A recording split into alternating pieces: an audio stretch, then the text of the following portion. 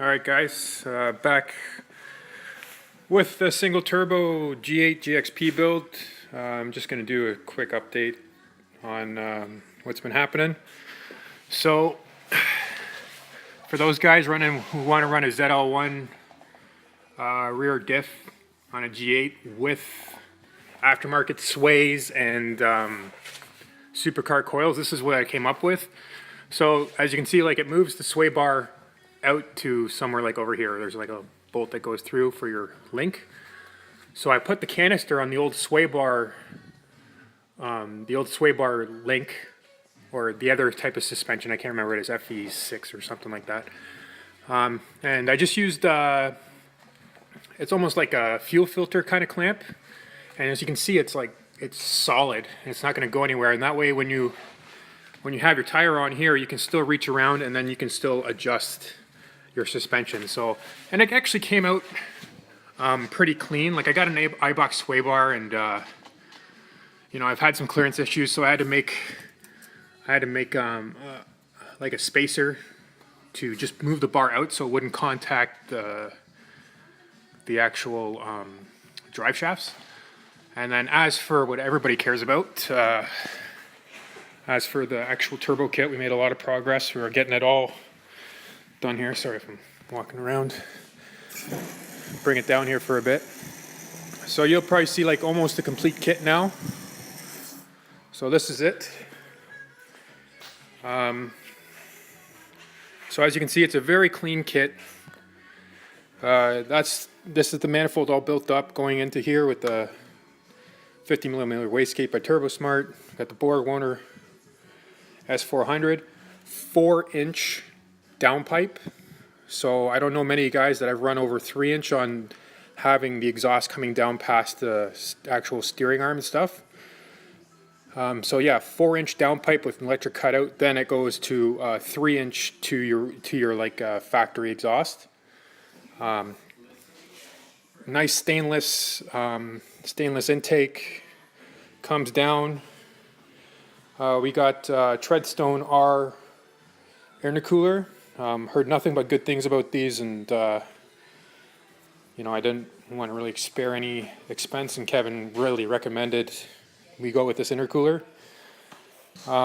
So for at the track, I'm not sure if I'm just going to take the actual headlight out when I'm at the track, but I'm planning on just drilling a hole in like some crappy headlight and go right into the turbo, because this actually, the inlet of the turbo lines up perfectly with the high beam, so you can drill like a 3-inch or 4-inch hole and it'd feed the turbo perfect. So we got external wastegate. We're gonna try it out. I wasn't too sure on it because sometimes they sound pretty gnarly, but because of the space and everything else, this just seemed to be like the best option, unless we just wanted to vent the one side, which some guys have done, and he has done in other kits that he's made. But he wanted to try it this way. We're going to give it a try and see how it sounds. I think it's going to be okay.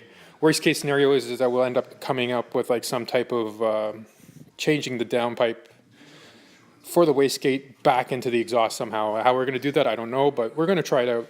So it just dumps straight to the ground, just in front of the front tire. And how about this? So the G8s, they got like this crazy amount of empty space. So this is the idea I came up with Kevin. So we got, there's going to be a grate here, but we're going to, like the actual cowling, we're going to actually cut it out and then make like an access door for it, or even maybe just reuse the stuff and just, I'm sure we'll figure it out. So we got the hob switch for the fuel pump for the squash. We got all our vacuum lines and everything out there. This is the return from the fuel rail. So as you can see, it's the fuel rail. We just Kevin welded a bung there to the back of the rail. That way, on the other side, it looks factory, right? It's very nice and clean. Comes through here into the fuel pressure regulator, and then goes back out underneath the car to the rest of the fuel system. So came out really good. We still have room to mount a catch can here, and then we're gonna kind of close it off from the actual intake for the actual heating box and stuff like that. So we're planning on putting the catch can in here, and then that way there's like a screen here in the factory cowling, and that way it'll just vent up that way, and it should get sucked out because of the hood makes a low pressure zone like right here, so it should suck it out over the windshield. We hope. I don't know if it's going to actually do it, but you know, I'm not like a guy that knows a lot about that type of stuff, but yeah, so we got rid of the coolant tank. We got a Moroso tank here. Actually, now that the kit's all done, we actually thought that maybe you could actually reuse your stock coolant tank, because there is quite a bit of space still here at the side. But we're going to do it this way because I actually kind of like the convenience of having an actual tank. You know, with the G8s, it's just like a long dipstick. I like the convenience of just having this where I can just look at it or fill it up and stuff like that. So this was Kevin's idea for the power steering. On the factory G8s, the power steering is basically underneath, like here where this turbo is. So he came up with a bracket to move it closer to the center of the engine, and this was the idea that actually made the kit. So he did a great job on it. It looks awesome, nice and clean. Still doesn't look like, if I probably didn't point it out, people wouldn't really notice, except for people who have worked on these 100 times a day or something like that. AC factory spot down there at the bottom. Just did that whole that belt upgrade because I got tired of throwing belts on it, so I did that dual tensioner thing. That's about it for in terms of the actual kit. We're almost done.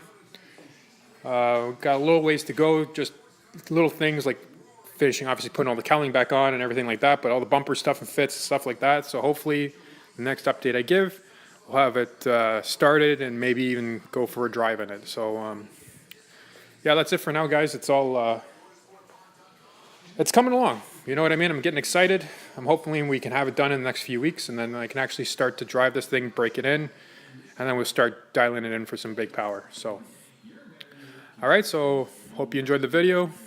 Like, subscribe, do whatever you want to do, and I'll be back with more updates. All right. See you later.